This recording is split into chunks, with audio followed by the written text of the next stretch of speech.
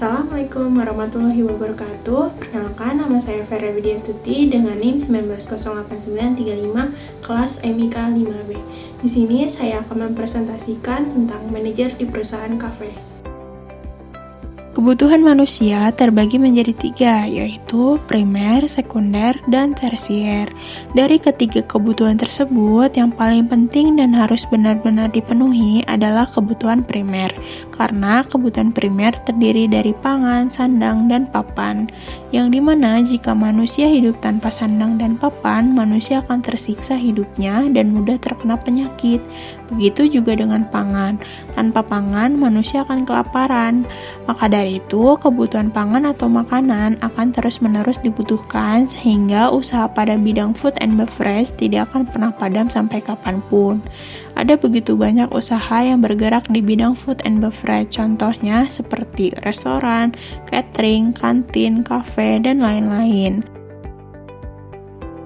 Dari banyaknya macam usaha di bidang food and beverage, kafe adalah salah satu usaha yang banyak diminati kalangan muda seperti pelajar atau mahasiswa. Karena kafe sering dijadikan tempat untuk mengobrol santai, menongkrong bersama teman-teman, atau bahkan ada juga yang menjadikan kafe sebagai tempat untuk mengerjakan tugas. Kata kafe berasal dari bahasa Prancis yang berarti kopi, atau kafe juga bisa disebut dengan kedai kopi. Kafe dan coffee shop bisa dibilang sama-sama kedai kopi, namun biasanya coffee shop hanya menyediakan minuman yang terbuat dari kopi. Sedangkan kafe biasanya tidak hanya menyediakan minuman, tetapi menyediakan makanan ringan atau bahkan makanan berat juga. Minuman yang disediakan di kafe pun biasanya tidak kopi saja, ada macam minuman lainnya. Kafe memiliki tugas pokok sebagai usaha yang menyediakan tempat dengan suasana santai yang pastinya kafe tidak menerapkan aturan yang formal. Suasana santai tersebut bisa didukung dengan desain interior kafe yang kasual. Kafe pun harus bisa menciptakan kenyamanan bagi konsumen agar konsumen merasa betah dengan cara memberikan pelayanan yang ramah kepada konsumen. Selain itu juga bisa dengan menyediakan fasilitas yang sering dibutuhkan konsumen seperti wifi atau colokan listrik di setiap meja. Kafe pun bertugas untuk menyediakan menu yang dijual di kafe tersebut untuk dibeli konsumen. Pada umumnya, tempat makan berfungsi untuk memenuhi kebutuhan pangan manusia supaya bisa bertahan hidup. Begitu pula dengan kafe yang menyediakan makan dan minum untuk konsumen.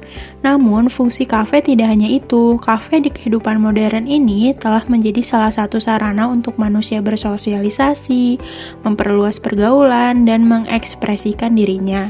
Secara tidak langsung, kafe menjadi tempat untuk memperoleh kebanggaan dan kepuasan manusia agar tidak merasa tertinggal perkembangan zaman. Kafe juga bisa menjadi tempat manusia untuk mencari suasana yang santai dengan kenyamanan dalam menyelesaikan pekerjaannya dan pertemuan dengan kerabat, rekan kerja, atau relasi. Tiap perusahaan pasti memiliki struktur organisasi. Berikut ini adalah struktur organisasi perusahaan kafe secara umum. Yang pertama ada owner, yang berarti owner adalah pemilik perusahaan kafe. Kemudian di bawahnya ada manajer yang bertugas sebagai pengelola perusahaan. Dan terakhir ada karyawan yang terdiri dari kasir, chef, barista, waiter atau waitress, dan dishwasher. Manajer merupakan jabatan yang tinggi pada sebuah perusahaan kafe karena posisinya langsung berkoordinasi dengan owner atau pemilik kafe. Tugas utama dari manajer adalah mengatur, memimpin, dan mengoordinasi seluruh karyawan di bawahnya agar dapat mengerjakan tugas dan tanggung jawab dengan baik.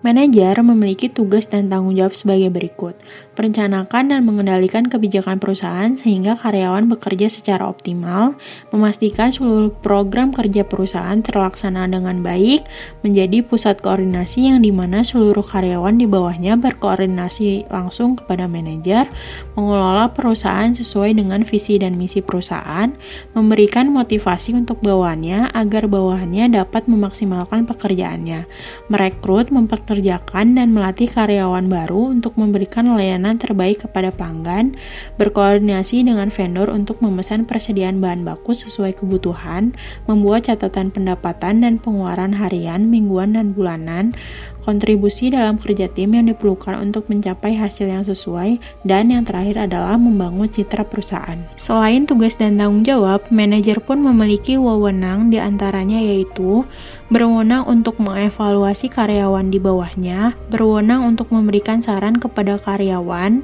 berwenang untuk mengajukan proposal promosi, berwenang dalam kemunduran dan pemindahan karyawan, mencari hubungan yang saling menguntungkan dari pihak luar atau dalam, membuat keputusan dan kebijaksanaan tentang arah dan tujuan yang ingin dicapai, memeriksa dan mengevaluasi produksi secara teratur dalam biaya, kualitas, dan waktu, mengordinasikan tugas masing-masing bagian bawah manajer sesuai dengan struktur kerja yang ditentukan, dan membuat peraturan internal perusahaan yang tidak bertentangan dengan perusahaan.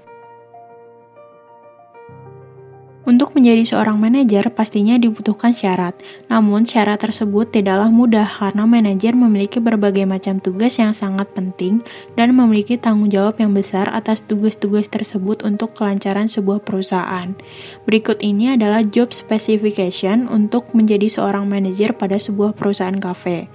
Yang pertama yaitu memiliki pendidikan minimal S1 jurusan manajemen. Yang kedua, memiliki pengalaman di bidang manajemen minimal 1 tahun. Yang ketiga, memiliki pengetahuan mengenai food and beverage. Yang keempat, memiliki jiwa pemimpin yang baik.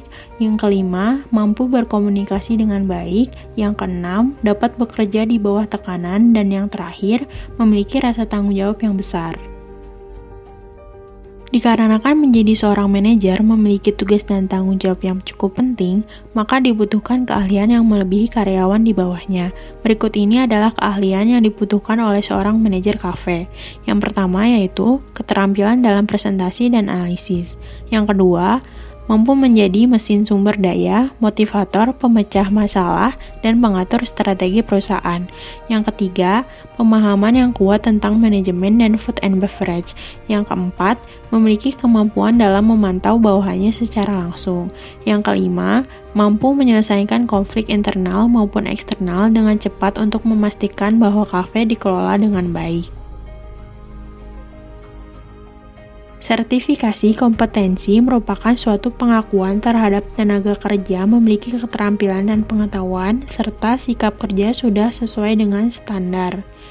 Dengan adanya sertifikasi ini memberikan kepastian bahwa pemilik sertifikat tersebut sudah terjamin kredibilitas kerjanya. Berikut ini adalah berbagai macam sertifikasi kompetensi yang dapat dimiliki oleh seorang manajer. Yang pertama itu ada Project Management Professional. Yang kedua ada Certified Associate in Project Management. Yang ketiga ada PME Professional in Business Analysis. Yang keempat Program Management Professional. Yang kelima PME Agile Certified Practitioner. Yang keenam Portfolio Management Professional. Yang ketujuh PME Risk Management Professional. Yang kedelapan PME Scheduling Professional. Sekian materi yang dapat saya sampaikan. Terima kasih telah menonton. Semoga bermanfaat bagi kalian semua. Wassalamualaikum warahmatullahi wabarakatuh.